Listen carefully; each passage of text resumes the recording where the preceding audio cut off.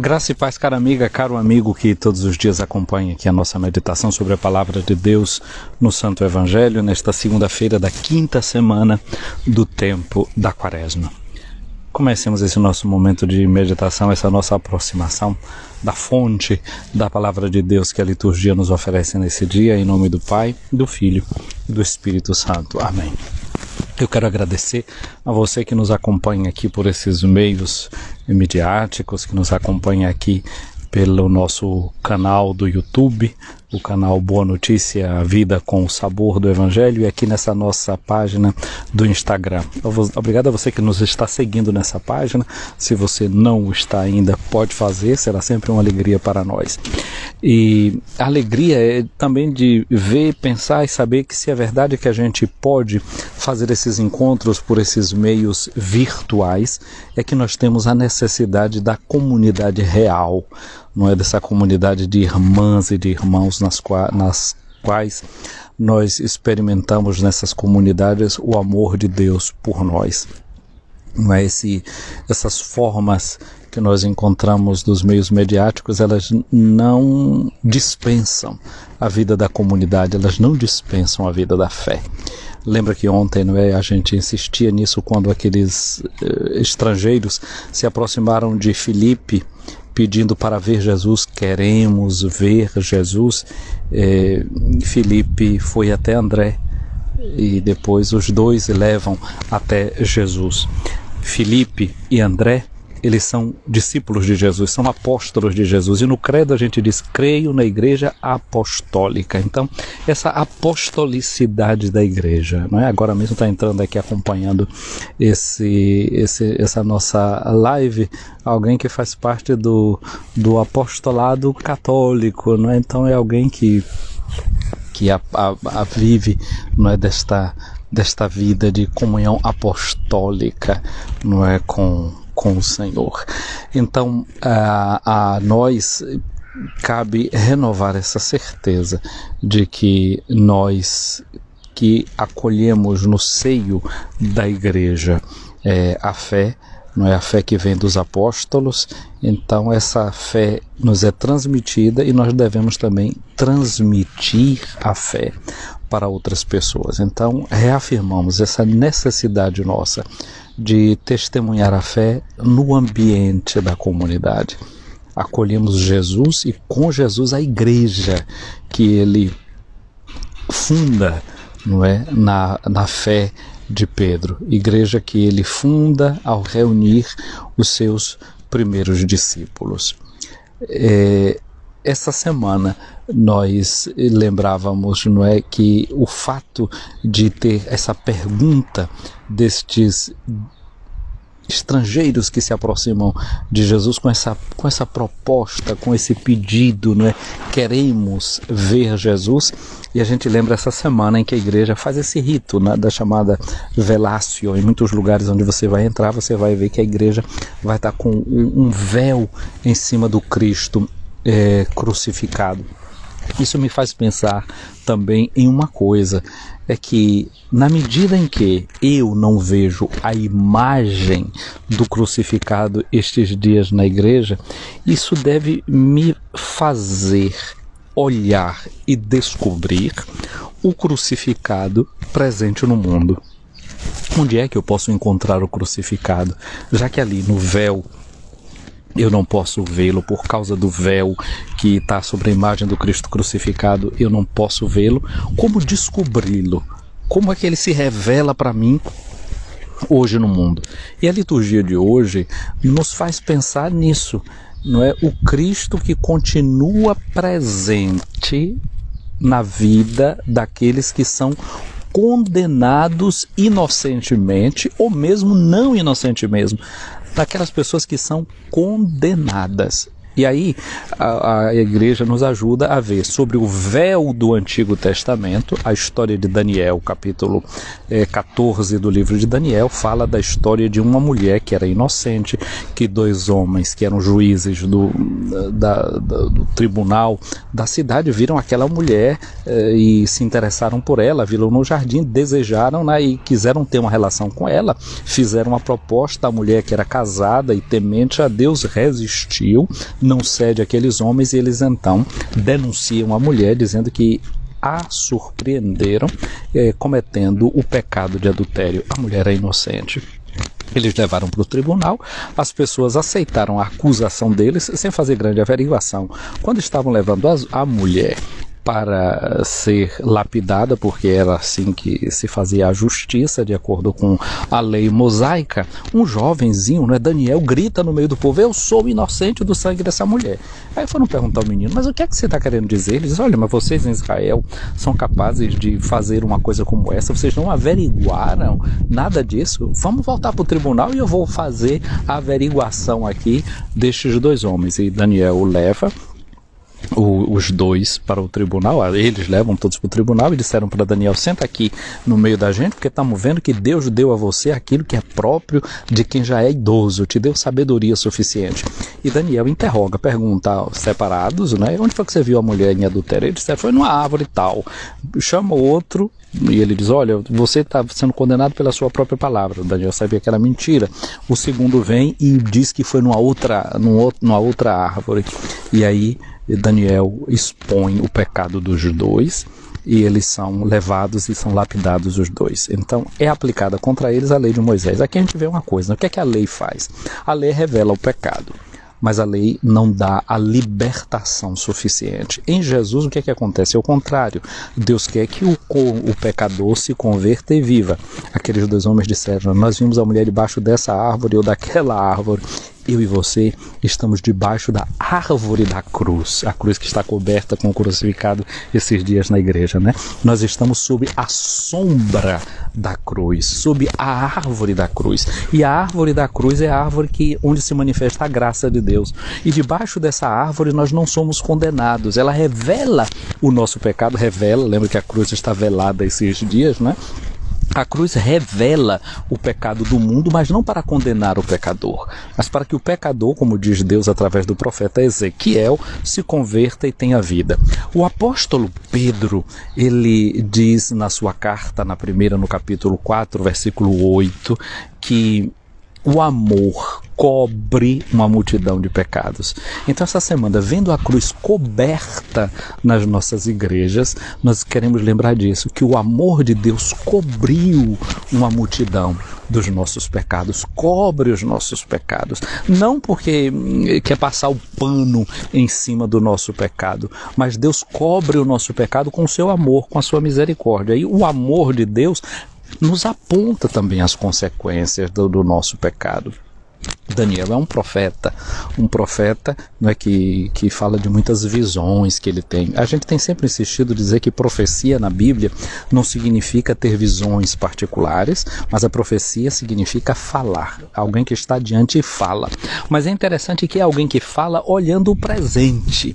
E olhando o presente é capaz de enxergar o futuro. Dizer, se você continua nesse caminho, se continuar assim, o que vai acontecer é aquilo. Tira a consequência lógica, portanto vê onde é que esse comportamento vai parar, onde é que essa estrada vai dar. Portanto, a profecia nesse sentido ela é visionária, porque ela faz nos enxergar as consequências do presente e onde a gente pode chegar no futuro. Por isso o profeta sempre intervém pedindo a conversão do povo. E a profecia bíblica e a profecia dentro da igreja não é revelação de um destino fatídico, é revelação sempre de uma possibilidade. E uma possibilidade que pode não se concretizar justamente por conta de uma coisa que se chama conversão, mudança. Eu mudo no presente e vou interferir no futuro. Vou interferir na pena. Deus que manda o profeta Jonas a Nínive e diz, essa cidade vai ser destruída em 40 dias. Seria a consequência, mas as pessoas se convertem e Deus então não impõe aquela pena que estava sendo dita. Aqueles esses homens, esses dois velhos que tinham ali acusado a mulher, eles não se arrependeram do que tinha feito. Então, portanto, no final eles pagam a consequência de terem se mantido ainda na velhice deles, na dureza do pecado no qual eles envelheceram, como vai dizer o próprio profeta. Portanto, nós vemos na história de Susana e na intervenção de Daniel uma imagem do Novo Testamento. Por um lado, vemos em Daniel a imagem de Cristo, que é capaz de defender os inocentes. Daniel defende os inocentes, mas Jesus não. Jesus defende também os pecadores, não apenas os inocentes. E o Evangelho de hoje justamente vai nos mostrar isso. Ele intervém a favor de alguém que tinha pecado, que tinha realmente cometido um crime, que tinha falhado. É até relativamente fácil defender o inocente, não é? Como era a postura de Daniel, não é, querendo corrigir o seu povo. E Daniel é um livro que é escrito na época do exílio. Às vezes, quando a gente está fora da terra da gente, não é, e olha para o passado, a gente parece que sonha que tudo no passado era muito bom, não é? A nossa geração parece que é melhor do que as gerações que nós estamos vendo agora. E quando a gente vai olhar em profundidade, não é bem assim. Então Daniel estava querendo, com essa história, mostra que o povo de Israel tinha também envelhecido no pecado. Não é? Então Daniel, na sua defesa, é a figura, é a imagem do próprio Cristo que nos defende diante de Deus, como nosso advogado, como nosso intercessor, mas não porque nós somos inocentes, mas porque ele é amor, e o seu amor apaga, aniquila uma multidão de pecados realmente. Por outro lado, Susana é também imagem de Cristo, porque Susana era inocente e Jesus era inocente. Mas a história de Susana é relativamente imagem do que aconteceu com Cristo. Por quê?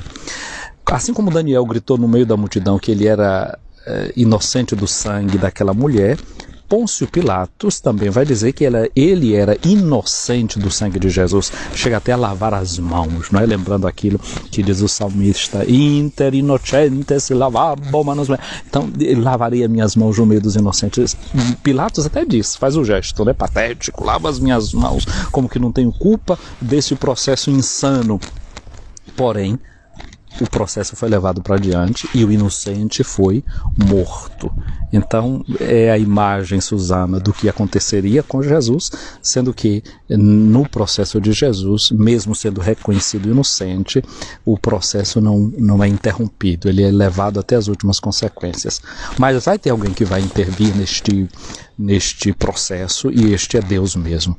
A intervenção de Deus acontece no terceiro dia, quando Jesus é ressuscitado da mansão dos mortos. E aí nós somos colocados diante e sob esse juízo de Deus misericordioso. E o texto do Evangelho de hoje é o de João, no capítulo 8, versículos de 12 a 20. Jesus, que tinha ido passar a noite no Jardim das Oliveiras.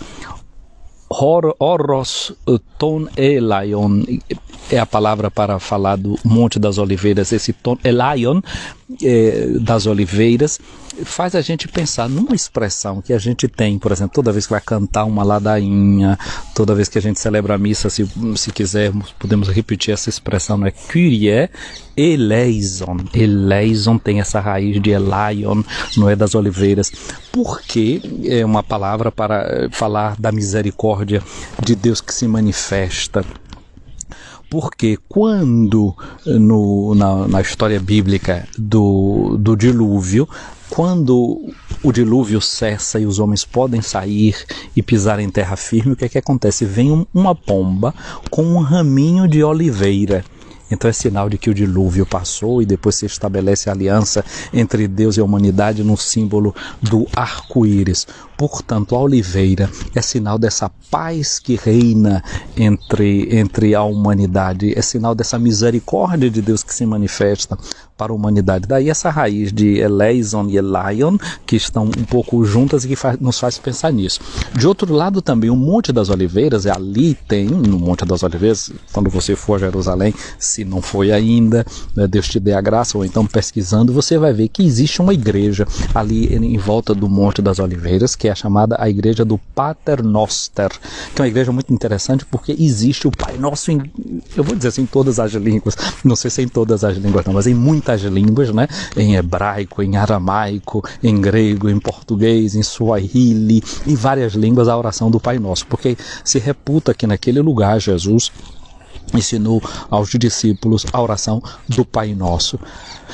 E uma coisa é certa, naquele lugar Jesus vai dizer, não é: Pai, se possível, afasta de mim este cálice. E ali realmente Jesus se derramou em oração diante do seu Pai, pedindo a sua misericórdia sobre cada um de nós. E nessa oração Jesus nos ensina a dizer, né: perdoai as nossas ofensas como nós perdoamos a quem nos tem ofendido. Portanto, esse Monte das Oliveiras traz todo esse eco dessa igreja que pede o perdão de Deus e que se compromete também em perdoar. Pois Jesus passou a noite nesse lugar, depois ele volta para o templo e quando ele está lá sentado ensinando, chegam com uma mulher que foi flagrada em adultério.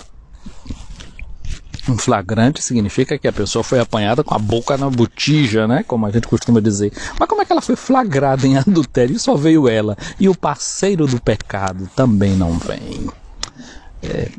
Muitas conjecturas nós poderíamos fazer aqui, mas o que interessa é que essa mulher chega com esses homens com as pedras na mão, dizendo: essa mulher foi flagrada em adultério segundo a lei de Moisés, ela deve ser apedrejada. O que é que tu dizes? E perguntaram isso a Jesus para pô-lo numa dificuldade, era para provar Jesus, mas uma tentação, né? Mas uma prova. E Jesus olhou para eles e disse: quem não tiver pecado, que atire a primeira pedra.